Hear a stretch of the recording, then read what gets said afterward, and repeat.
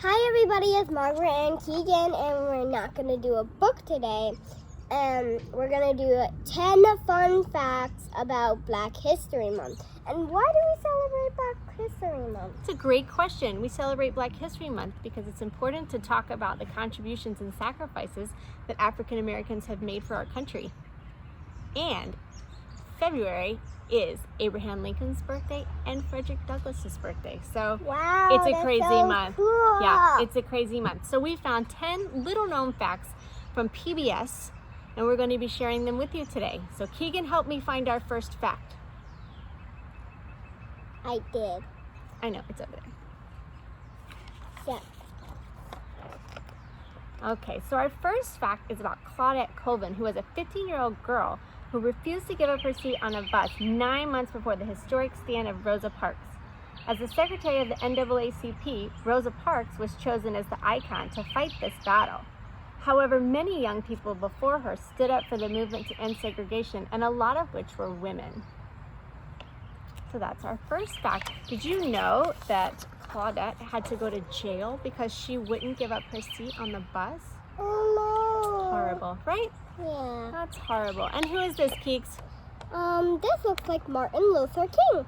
So yes, this is Martin Luther King Jr., who gave his famous speech while he was serving as a passionate Baptist preacher talking to end segregation. And though he had spent hours developing a very political speech, when it came time, he pushed it to the side of his podium and delivered that message that he had a dream. And though it was not thought to be a huge success at the time, it later became one of the greatest speeches in history. Ooh, that sounds cool. Don't you think it's good when people speak from their heart and really share their message? Yeah. Yeah, I'm glad he chose to do that. So this is one Simus, and he helped us by sharing the secret of inoculation. It was in the 17th century, and he was a slave that had been gifted to a minister in Boston from the congregation. He shared the practice of using material from an infected person and scratching it into a healthy person to ward off smallpox. This practice was then used to protect American soldiers during the Revolutionary War. And Keegan, I think we still use it today, right? Yeah. Yeah, like the flu shots. Yeah. Mm-hmm. Okay. And like the A flu shot. Like the A flu shot, that's right.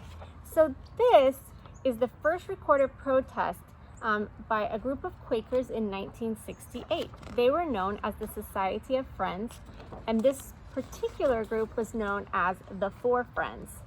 And though they were shuffled around from different municipalities due to the severity of their statements, they would finally be vindicated 88 years later when the entire Society of Friends denounced slavery publicly. Good, because slavery was not good. Yeah. No, it was not good at all, which brings us to our next fact. This doesn't look very good. So this is the Transatlantic slave trade, where only a portion of these individuals arrived in the United States. So 12.5 million Africans were shipped, and only 400,000 actually arrived in America. The transatlantic slave trade ran from 1500 to 1866, with the deliveries to America not starting until around 1700.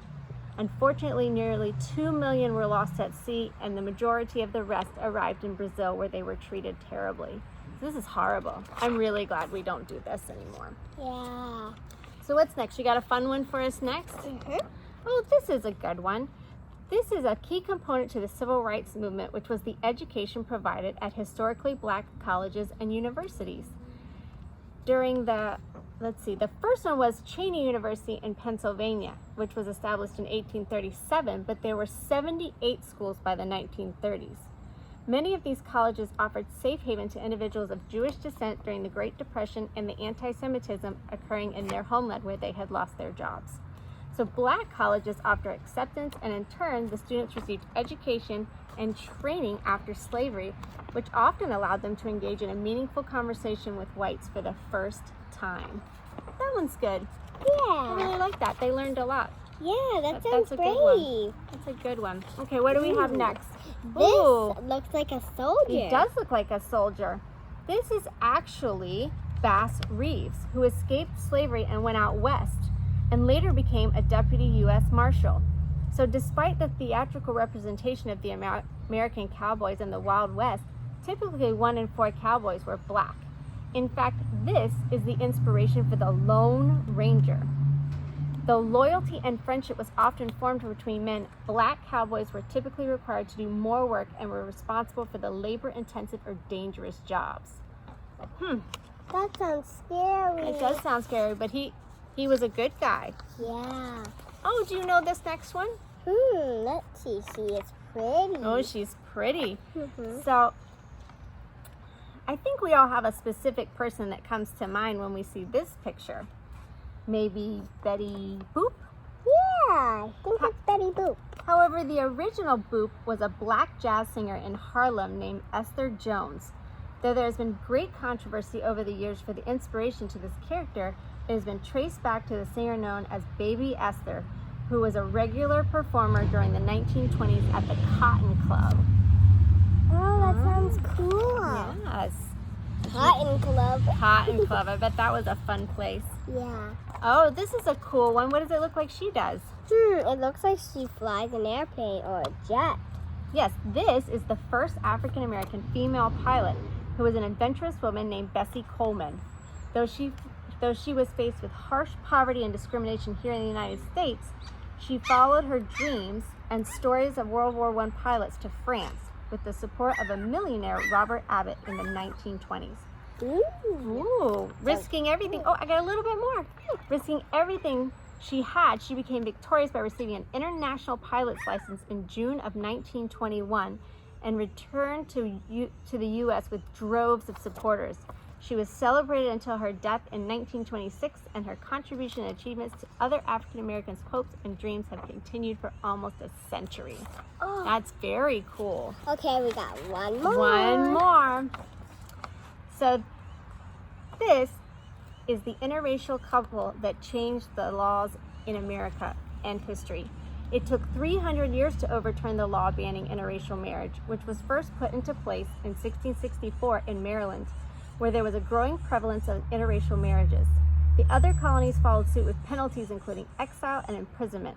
But in 1967, the law was overturned when this couple, Richard Loving and Mildred Jeter, were married in the District of Columbia and then returned home to Virginia, where they were arrested and faced with a year in prison.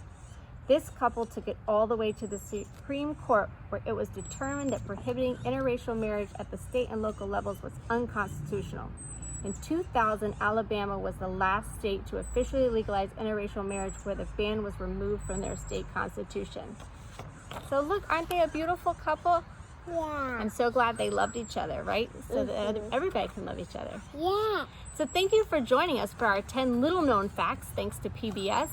And we look forward to seeing you later in this year. And I hope you liked the fun facts and all the pictures. And maybe a book next time? Yeah. Yeah, maybe a book next time. Maybe I can pick it again. Oh yeah, she should pick it again. Mm-hmm. Have a good one, everyone. Bye.